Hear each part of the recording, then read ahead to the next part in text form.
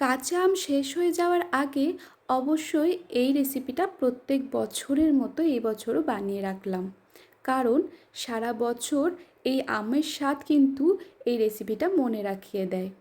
বাড়িতে একটা দিন রেখে দেওয়ার ফলে আমগুলো একটু হলুদ হয়ে গিয়েছে, তাতে কোনো অসুবিধা নেই।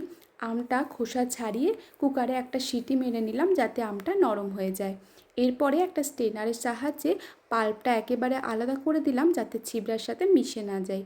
ছিবড়াটা ফেলে দিয়ে কড়াইয়ের মধ্যে পাল্পটা দিয়ে আমটা যে পরিমাণে টক সেটা একটু টেস্ট করে দেখলে ভালো হয়। এরপরে পরিমাণ মতো চিনি, সাদা লবণ, ভাজা গুঁড়ো মশলা আর বিট লবণ দিয়ে খুব ভালো করে নাড়তে হবে যতক্ষণ না একটুখানি চিট আসছে। যেহেতু চিনি দিয়েছি একটু টক মিষ্টি ঝাল হবে তার জন্য। আর এখানে ঝালের জন্য আমি দিয়ে দিয়েছিলাম শুকনো লঙ্কা। শুকনো লঙ্কাটাকে একদম ছোট ছোট করে কুচি করে নিয়েছি। এরপরে খুব ভালো মতো মিশিয়ে দিলাম আমের পাল্পটার সাথে। দেখো কালারটাও চেঞ্জ হয়ে এসেছে। আর সেই পর্যায়ে কড়াই থেকে নামিয়ে এদিকে আমি থালার মধ্যে সর্ষের তেল বুলিয়ে এরপরে আমের পাল্পটা দিয়ে দেবো। পাল্পটা ঢেলে নেওয়ার পর একটু থালাটা এপাশ ওপাশে একটু ঝাঁকিয়ে নিতে হবে যাতে পুরোপুরিভাবে ছড়িয়ে যায়। আর এটা খুব বেশি মোটা বা পুরু হয়ে থাকলে হবে না, একটু পাতলা হলেই ভালো হবে। এরপরে মোটামুটি একটা সারাদিন রোদ দিলেই খুব ভালো মতো শুকিয়ে যায়।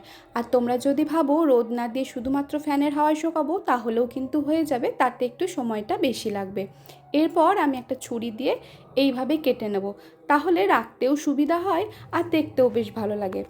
তাই তোমরা আর দেরি না করে অবশ্যই আম শেষ হয়ে যাওয়ার আগে, মানে কাঁচা আম শেষ হয়ে যাওয়ার আগে এই রেসিপিটা অবশ্যই বানিয়ে স্টোর করে রেখে দাও।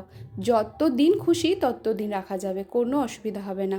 আর ভিডিওটি কেমন লাগলো অবশ্যই জানাতে ভুলো না। ভালো লাগলে লাইক, কমেন্ট, শেয়ার করে পাশে থেকো। দেখা হচ্ছে আবার কোনো নতুন ভিডিও নিয়ে।